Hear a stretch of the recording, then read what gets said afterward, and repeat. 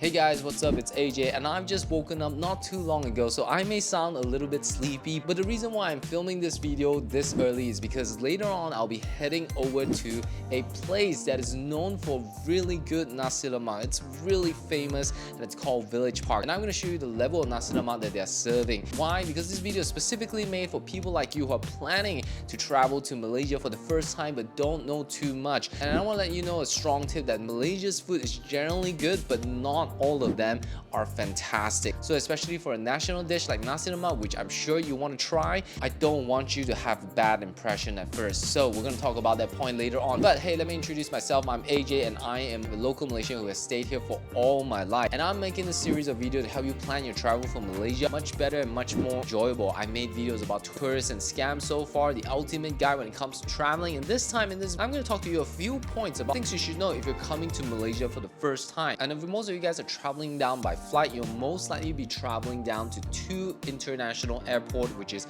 either KLIA 1 or KLIA 2. And as soon as you landed and after getting your passport, or sometimes before getting your passport, there are SIM card providers that you can buy because their price is going to be relatively a little bit cheaper than the ones you find outside the immigration. Now, the common SIM card providers are from Tunetalk, Digi, and Hotlink. Now, SIM card in Malaysia is relatively cheap and they have a variety of plans, so there's a lot of options for you to consider. But some would say that U Mobile may not be that recommended because their internet speed that they're providing is not as fast based on their package. And some of the kiosks actually accepts cash instead of credit card, so you may want to ask and see what kind of payment do they accept. Some of you guys may be landing down without any cash, and if you do find a provider with an attractive package, they may not actually accept cash as a form of payment. There are packages that goes for 7 days, 30 days, and some of them are really high speed internet. But if you're considering about internet connection in Malaysia, the internet connection is pretty stable. I'm talking about specifically in the city, not so much in the rural side. So if you're going to places like say Penang and KL and Selangor, those are the places that have stable connection because it is the city. People work here. The whole Kuala Lumpur is a financial hub for Malaysia. So you will find a lot of places that has Wi-Fi, and if you're planning to work during your travel, bringing your laptop to restaurants, most cafes, restaurants will have Wi-Fi provided, so you have no problem getting internet access. And in hotel rooms, there are internet access as well, though I would say that if you're going after for like 2-star to 1-star hotel, their internet may not be that great. But if you're like 3-star hotel, internet connection should be fine. And most of the time, if you're traveling on buses and trains, that's the time that you'll most likely be using your phone to surf some stuff. So consider that when you're buying your SIM card. The prices after the immigration is of course going to be slightly a little bit more expensive, so do your research. Someday I will do a comprehensive video about SIM cards, and that's going to help you to decide what SIM card that you should get when it comes to traveling to Malaysia. So do subscribe to this channel, give this video a like, and comment down below. Now, the next important thing I'm going to talk to you about is the touch and go card. Most of the time when you travel to a new city, you're definitely going to be using the public transportation a lot,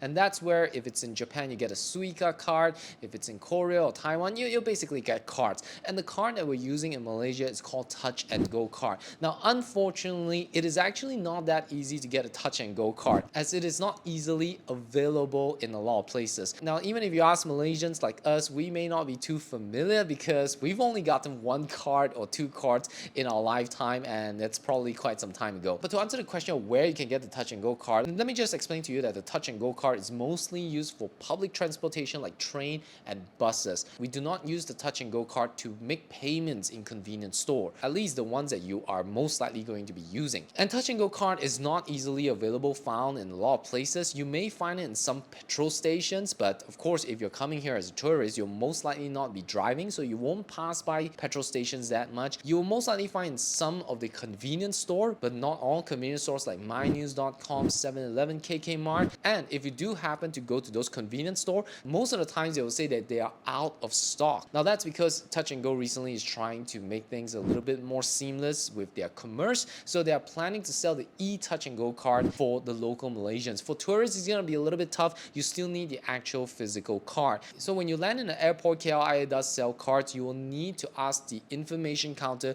to find where it is. But a pro tip that I like to share with you, places like Watson that sells all the hair care, skin care, eye care, what do you call those kind of shops? Personal care shops. They have a collaboration with touch and go card. So their Watson card is actually touch and go equipped, which can allow you to travel to places. But you do need to ask them, can they reload for you or not? Otherwise, as soon as you get your touch and go card, there's actually no credit credit inside. But for some places like convenience store that sells touch and go card, they may sell to you at a different pricing. Say for example a 20 ringgit pricing, the cost of the card is only 5 ringgit and you will have 15 ringgit in credit inside. So 15 ringgit can already last you like 1 to 2 days of travel, especially if your first day of travel is just you going to your hotel and going to nearby places to get some food. So that should be enough. Train station may or may not sell cards depending on whether they have stock. So those are the things that you may want to be wary of. Try to get it settled in airport and you will have a much more enjoyable, pleasant travel experience. And in every train station, of course, there is a counter that allows you to do your own self top up. And if you're not planning to use the touch and go card, of course, you can always buy per ride train tickets at the counter and as well as the machines. Now, the next thing that you should know that Malaysia's weather is hot and humid. You will definitely be sweating in Malaysia. Malaysia is one of those places where you can't dress too nice. You just dress simple t-shirts like this because it's just too hot. You'll be sweating if you wear an extra layer unless you don't mind with that. Of course, because the weather is so hot, oh, my voice is actually losing out because it's still early in the morning. I hardly drink water and I can't wait for the Nasi Lemak though. But back to the topic. Yes, Malaysia is a hot and humid weather. That's why from timing of 11 all the way to 5 p.m. Malaysians generally stay indoor and we have tons of malls with great air conditioning and that will cool you down. Our air conditioning is pretty good, I would say. But as soon as you go out and you travel to places that is under the sunlight, you will be sweating. Now speaking of weather though, there's only two things that you should expect, which is it going to be sunny or is it going to be raining really hard with thunders and lightning? If you come in KL, Penang, Johor during the times of April and September, you will experience very heavy rain that is usually around like the evening, like 3 p.m. to 8 p.m. that time range. That is where the rain will start to be really heavy. There will be thunders and lightning and sometimes even flooding. Sometimes in KL we do experience a little bit of flood and it's okay, it's still manageable. But there are some places that experience so much of rainfall that the flood is quite crazy. Now, would you be expected to suddenly swim in KL and all your electronic device being damaged? No, relax, it's not gonna be that bad. You may not actually experience it that. In fact, you may not actually experience it at all. The point that I'm trying to share here is that if you're planning to travel here during this season and there's gonna be rain,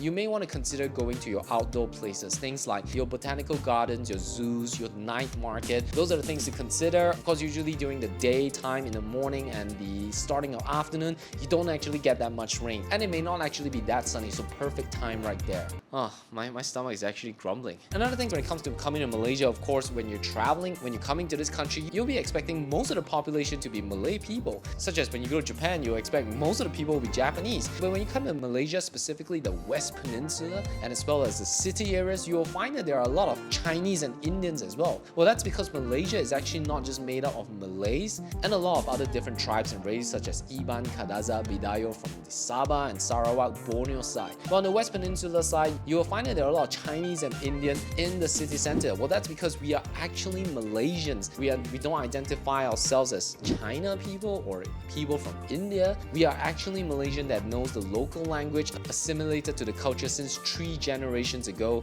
and we're all living in harmony. Our culture is blended, our language is blended. You may also find us Malaysian mixing all 3 languages in one single sentence, such as Macha, you want to makan sini, or tapao means that, brother, do you want to eat here or do you want to take away? And because of this blend, you get a lot of variety of food. For example, nasi lemak is of course a Malay food. Nasi kandar is actually a Tamil Muslim food. Chicken rice is a Chinese food. Char kway teow, banana leaf rice, mee goreng. There's so many food that you can enjoy. In fact, you may actually get 3 different pockets of different culture of Malaysia, and that's fantastic because you have so many variety, and each variety you are not limited by 1 or 2 dishes. You're actually exposed to a whole big culture that will give you unlimited choices of food. There's so many of it. And for those of you guys who may be wondering, is Malaysia a Muslim country? We're actually not a Muslim country. Islam is actually our official religion of the country, but people like Chinese like myself are free to adopt like Buddhism, Taoism, Christianity. So that's why you see a lot of like temples, quills and mosques in Malaysia, and it's quite a spectacle actually. And because of that, you get a lot of celebrations and festivals that you can take part in, and it's just a beautiful thing.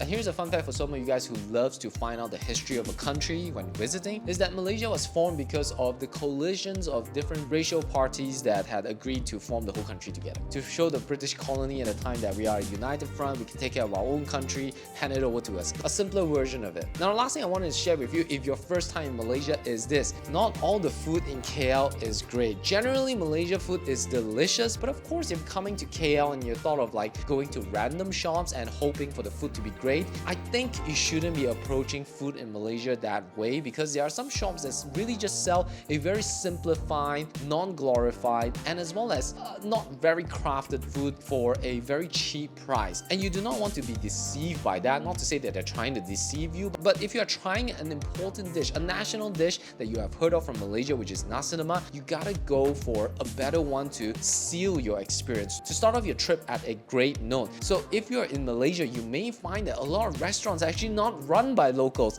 A lot of recipes, a lot of the quantity and the price point is tweaked for foreigners, for tourists, and don't do that. Which is why in this video and for my breakfast, I'm gonna be heading over to Village Park, which is not too far away from KL City Center. You can easily take a Grab ride. It's like an Uber for Malaysia. Take a Grab ride. It's not too far from KL City Center to this place called Village Park Nasi Lemak, which serves one of the best Nasi Lemak, and it's at an affordable price point for a quality Nasi Lemak. But of course, if you don't want to go that far, you can do some research to find out what is the other Nasi Lemak that is good. And the first one that comes to mind when it comes to KL is of course Tanglin Nasi Lemak. So go ahead and try that out. So guys, I'm hungry. This is the part of the video that I'm gonna bring you over to Village Park Nasi Lemak, and I'm gonna enjoy some. So guys, this is the Village Park restaurant, and oh my god, the line is so long. Holy.